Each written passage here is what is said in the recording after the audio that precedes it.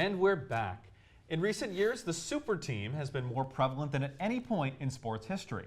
With the Patriots having played in their 10th Super Bowl in 15 years, it seemed that this year more and more people were pulling for the Eagles to knock off Goliath than they ever have in the past. I'm now joined by our experts Jimmy Longo and Matt Holzapfel to break down first the question, are super teams and dynasties bad for sports? Matt, let's start with you. I have different feelings about dynasties versus super teams. Dynasties are fine. Dynasties win a lot. They make other teams more competitive. They say, we want to beat them because they always win, like the Patriots, like the Yankees at some point, and the Warriors are going to be at some point, down the road when they win a couple more.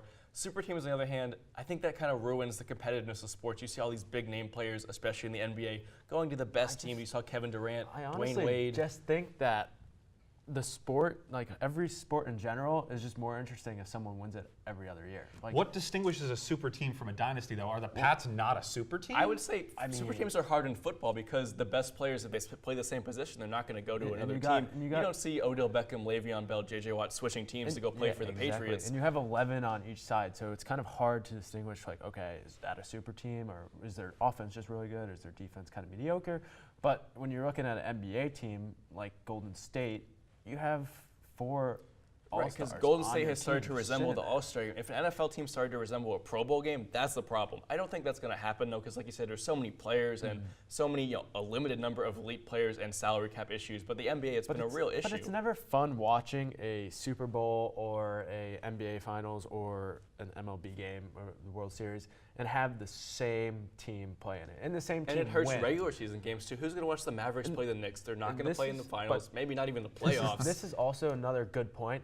Why the Patriots, the fans were so, they knew. They were like, oh, yeah, we're going to win with 1 minute left. They were like, no, we got it. We got it in the bag.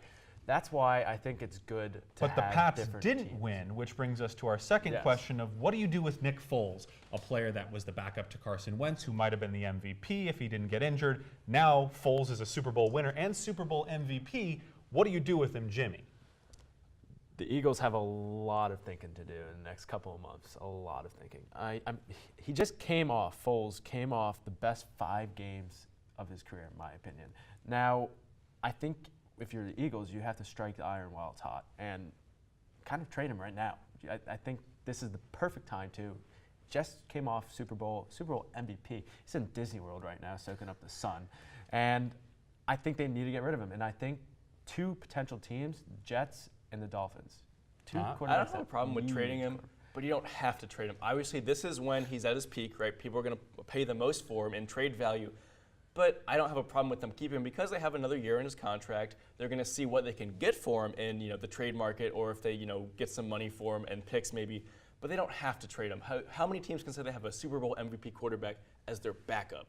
Backing up a guy who could have won MVP this year if he had stayed healthy. I think it would be more beneficial for the Eagles to get rid of him now, because I know for a fact they can get more for him now if until another year they wait for it. You also have to factor in Wentz's injury was a torn ACL. I think it was also a torn LCL. So you have to see how he recovers in the offseason before you deal Foles. 20 years ago, I would have said Foles would definitely be the way to go. But now with the medical technology that we have, and I think Carson Wentz is going to come back just as he was, or even better. It's certainly going to be interesting. Both Foles and Case Keenum might be looking for new teams this offseason. But that's all the time we have from the Gridiron. Next up, Thomas will be stepping into the ring for some WWE.